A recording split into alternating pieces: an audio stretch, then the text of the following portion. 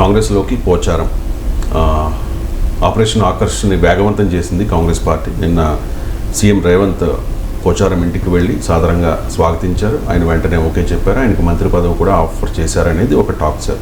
ఇప్పుడు బీఆర్ఎస్ వాళ్ళు అంటున్నారు, కేసీఆర్ నీకేం తక్కువ చేసిండు, తిట్టిన కాంగ్రెస్లోకి ఎట్లా పోతావు అని చెప్పేసి. తిట్టిన కేసీఆర్ని తిట్టిన వాళ్ళు చాలామంది బీఆర్ఎస్ చేర్చుకుంది. సో ఇందులో బీఆర్ఎస్ కూడా మాట్లాడితే అసలు జనం యాక్సెప్ట్ చేస్తారా? 2014లో అధికారంలోకి వచ్చాక తెలంగాణలో మరో రాజకీయ పార్టీని బతకలేకుండా చేసిన చరిత్ర బీఆర్ఎస్ది. కాంగ్రెస్ పార్టీ ఎమ్మెల్యేలను తీసుకున్నారు, టీడీపీ ఎమ్మెల్యేలను తీసుకున్నారు, ఆఖరికి సిపిఐకి ఒకే ఎమ్మెల్యే ఉంటే సిపిఐ ఎమ్మెల్యేని కూడా లాక్కున్నారు. ఆ తర్వాత అప్పుడు చెప్పింది ఏంటంటే పొలిటికల్ రీఅలైన్మెంటు. తెలంగాణ కొత్తగా వచ్చింది, నాకు ఓవైసీ చెప్పాడు ఏదో కుట్ర పన్నుతున్నారట నా ప్రభుత్వాన్ని కూల్చడానికి అని కేసీఆర్ ఒక నరేటివ్ బిల్డ్ చేశాడు. అప్పుడు బీఆర్ఎస్కు 63 సీట్లే ఉన్నాయి కనుక ఆ నరేటివ్లో ఎంతో కొంత నిజం ఉండవచ్చని ప్రజలు కూడా నమ్మారు. ఎందుకంటే 63 సీట్లు ఉన్నప్పుడు ఆ ప్రభుత్వాన్ని కూల్చడానికి ఎవరైనా ప్రయత్నం చేయొచ్చని. దానికి తెలంగాణ సెంటిమెంట్ కూడా జోడించారు. ఆంధ్ర పాలకులు తెలంగాణ ఫెయిల్డ్ ఎక్స్పెరిమెంట్ అని చూపెట్టడానికి ఈ కుట్ర పన్నుతున్నారు. ఆ కుట్రలో చంద్రబాబు నాయుడు కూడా భాగస్వామి. సో ఆంధ్ర వాళ్ళ ప్లాన్ ఏంటి అంటే తెలంగాణ ఒక రాష్ట్రంగా మనుగడ సాధించలేదు, ఇట్స్ ఎ ఫెయిల్డ్ ప్రయోగం, మేము ముందే చెప్పాం కదా అనేది ఎస్టాబ్లిష్ చేయడానికి ఒక ఎత్తుగడగా దాన్ని వాడుతున్నారు అని ఆ రోజు కేసీఆర్ చెప్పారు. ప్రజలు కొంత నమ్మటానికి స్కోప్ వచ్చింది, ఎందుకంటే 63 సీట్లే ఉండడము, తెలంగాణ సెంటిమెంట్ బలంగా ఉండడం. కానీ 2018 అసెంబ్లీ ఎన్నికల్లో 88 సీట్లు ఇచ్చారు ప్రజలు. అసలు ఒక్క ప్రతిపక్ష సభ్యుడిని కూడా ముట్టుకోవాల్సిన అవసరం లేదు. ఈ 88కి తోడు 7 ఎమ్మెల్యేలు ఎంఐఎం ఎమ్మెల్యేల మద్దతు ఉంది. అంటే 119 మంది ఎమ్మెల్యేలలో 95 మంది సభ్యుల మద్దతు ఉంది. సో అయినా కూడా పార్టీ ఫిరాయింపులను కేసీఆర్ ప్రోత్సహించాడు. కాంగ్రెస్ ఎమ్మెల్యేలను టీడీపీ ఎమ్మెల్యేలను మళ్ళీ లాక్కున్నారు. సో ఇప్పుడు బీఆర్ఎస్ ఎమ్మెల్యేలు పోతుంటే ఏం మాట్లాడతారు?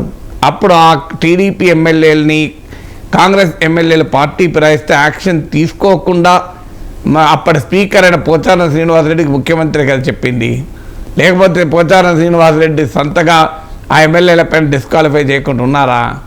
సో చేసిందంతా చేసి ఇప్పుడు వచ్చి నీతులు చెప్తే జనం యాక్సెప్ట్ చేయరు కదా. అందువల్ల బీఆర్ఎస్కున్న మేజర్ డ్రాబ్యాక్ ఏంటంటే మీరు చేసిన పని ఏంటి, అన్ని పార్టీలని లేకుండా చేస్తాం, కథం పట్టిస్తామని మొదలు పెడితే నేను ఆ రోజుల్లో కూడా చెప్పాను, ఈ పార్టీ ఫిరాయింపులు అంటూ మొదలైతే ఎవరికీ ఆధిపత్యం ఉండదు. ఇవాళ వీళ్ళు బలంగా ఉన్నారు, వీళ్ళు తీసుకుంటున్నారు, రేపు ఇంకోరు బలంగా అయితే వాళ్ళు లాక్కుంటారు. ఇలా కాంగ్రెస్ పార్టీ బీఆర్ఎస్ చేసిన పనే చేస్తుంది, రేపు ఇంకోరు అధికారులకు అయితే మళ్ళీ అదే పని చేస్తారు. అందువల్ల ఈ రాజకీయ సంస్కృతిని వ్యతిరేకించాలి అనుకుంటే ఆ రాజకీయ సంస్కృతికి దూరంగా ఉండి వ్యతిరేకించాలి తప్ప గొంగట్లో అన్నం తింటూ వెంట్రుకలు ఎత్తుక్కుంటే ఏమొస్తుంది అందువల్ల BRS moral and political and ethical right లేదు, పార్టీ ఫిరాయింపులను ప్రశ్నించేటువంటి పరిస్థితే లేదు.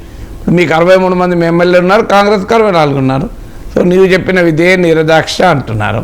సో మళ్ళీ మీరు డే 1 నుంచి అది కూడా అధికారం కోల్పోయిన రోజు నుంచి ఈ ప్రభుత్వం కూలిపోతుంది, ఈ ప్రభుత్వంలో ముసలం పుడుతుంది అని మొదలుపెట్టాక మీరే చెప్తున్నారు కదా కూలిపోతుందని. మరి కూలిపోతున్న ప్రభుత్వాన్ని కాపాడుకోవడానికి మీ ఎమ్మెల్యేలు వాళ్ళు ఆక్కుంటున్నారు.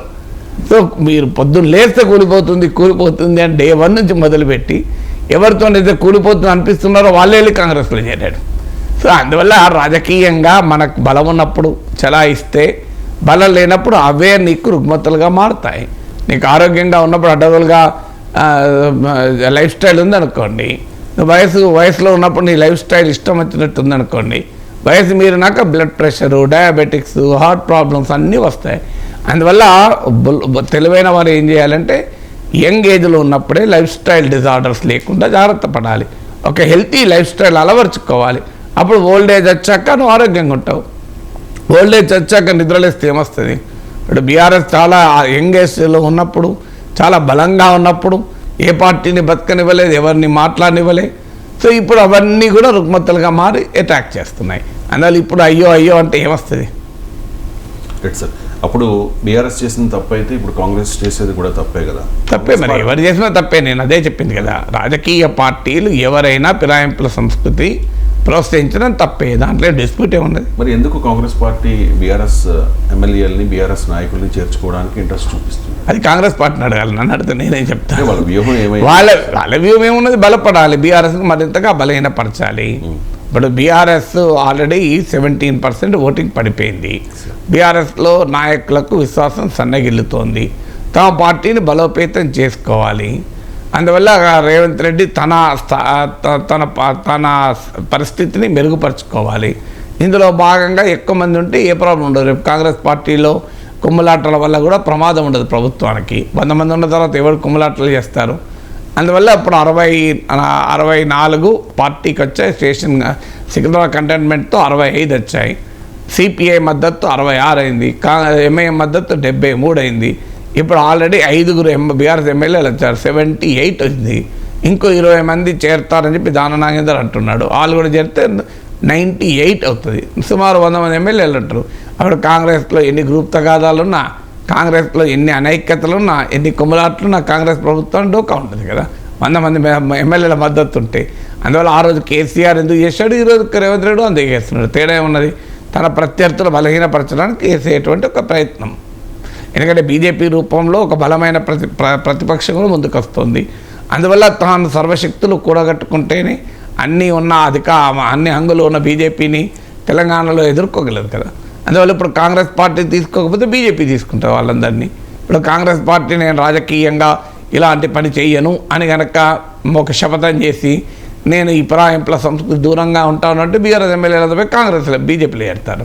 అప్పుడు బీజేపీ బలపడుతుంది కదా, దాన్ని కాంగ్రెస్ కోరుకోదు కదా.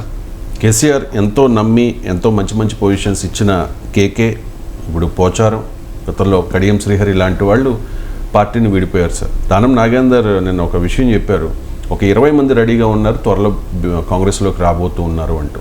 సో ఇటువంటి పరిస్థితుల్లో బీఆర్ఎస్ పరిస్థితి ఇదేం బీఆర్ఎస్ కొత్త కాదు, దేశంలో రాజకీయ పార్టీలకు కొత్త కాదు.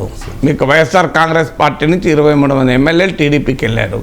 అందులో 5 మంత్రులు అయ్యారు. ఏమైంది 2019 ఎన్నికల్లో?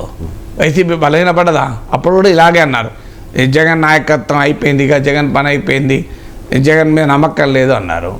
ఏమైంది 2019లో 151 సీట్లతో వైసీపీ గెలిచింది. 2014 నుంచి 23 దాకా ఏమన్నారు, కాంగ్రెస్ పార్టీ పని అయిపోయింది, ఎవడు మిగులుతలేడు కాంగ్రెస్లో, కాంగ్రెస్కు ఓటేసినా మళ్ళీ వాళ్ళు బీఆర్ఎస్లోనే చేరుతారు, కాంగ్రెస్లో ఎవరు గెలిస్తే వాళ్ళు అడ్రస్ లేకుండా వెళ్ళిపోయారు కదా. మీకు మెజారిటీ ఎమ్మెల్యేలు వెళ్ళిపోయారు. ఏమైంది కాంగ్రెస్ పార్టీ అధికారంలోకి రాలేదా? అందువల్ల ప్రజలను నమ్ముకుంటే, ప్రజా సమస్యలపైన పోరాటం చేస్తే, ప్రభుత్వాలు సరిగా పనిచేయనప్పుడు ఆ ప్రభుత్వాలపైన అసంతృప్తి అనివార్యంగా ప్రతిపక్షాలకు ఉపయోగపడుతుంది. అందువల్ల అల్టిమేట్గా నాయకులు పోయినంత మాత్రాన ఏమీ కాదు. ఇప్పుడు ఉదాహరణ మీకు వైసీపీ చెప్పాను, ఉదాహరణ మీకు కాంగ్రెస్దే చెప్పాను కదా. సో 2014 నుంచి 2023 మధ్య కాలంలో కాంగ్రెస్ పార్టీ తరఫున గెలిచిన ఎంతమంది ఎమ్మెల్యేలు మిగిలిన చెప్పిన పార్టీలో సార్ అందరూ వెళ్ళిపోయిన వాళ్ళే కదా. నువ్వు ఎక్కువ మెజారిటీ ఎమ్మెల్యేలు వెళ్ళిపోయారు, మళ్ళీ కాంగ్రెస్ అధికారంలోకి రాలేదా? సో అందువల్ల రాజకీయాల్లో నాయకులు పోతుంటారు, వస్తుంటారు, ఆయారంలు గయారంలు. అల్టిమేట్గా సరైన విధానాలు, సరైన రాజకీయ వ్యూహాలు ప్రజల పక్షాన సరిగా నిలబడితే అవకాశాలు మళ్ళీ మళ్ళీ వస్తుంటాయి. ఏ పార్టీ ఎమ్మెల్యేల ఫిరాయింపులతోనో ఎంపీల ఫిరాయింపులతోనో పార్టీలు నాశనం కావు, పార్టీలు అంతం కావు. పార్టీలు ప్రజలతో సంబంధాలు తెగొట్టుకుంటే అంతమవుతాయి. ప్రజలతో సంబంధాలు తెగొట్టుకుంటే అంతమవుతాయి తప్ప నాయకులు పోతే కొత్త నాయకులు వస్తారు. సో చరిత్ర అంతా చెప్పిన ఉదాహరణ కదా మీకు. ఎన్ని పార్టీల నుంచి ఎంతమంది పోలేదు? నేను మన తెలుగునాటే 2 ఉదాహరణలు చెప్పాను మీకు. సో 23 మంది ఎమ్మెల్యేలు పోతే 151 ఎమ్మెల్యేలు ఇచ్చారు ప్రభుత్వం. కర్ణాటకలో ఎమ్మెల్యేలు పోలేదా? వెళ్ళి బీజేపీ ప్రభుత్వం ఏర్పడలేదా? కర్ణాటకలో ప్రజలు 130 సీట్లు ఇచ్చారు కాంగ్రెస్ పార్టీకి. తెలంగాణలో కాంగ్రెస్ ఎమ్మెల్యేలంతా గెలిచినట్టు పోవడం మొదలుపెట్టారు కదా. ఏం జరిగింది కాంగ్రెస్ పార్టీ? వాళ్ళు మళ్ళీ అధికారులకు రాలేదా? అందువల్ల ప్రజల పక్షతో ఉండే సంబంధాలు రాజకీయ పార్టీల భవిష్యత్తు నిర్ణయిస్తాయి తప్ప నాయకులు పోవడం వల్ల కొంత నష్టం జరుగుతుంది. నష్టం ఏమీ జరగదని నేను అంటలేదు, కానీ పార్టీని అదృశ్యమైపోతుంది, పార్టీని అంతమవుతుందని నిజం కాదు.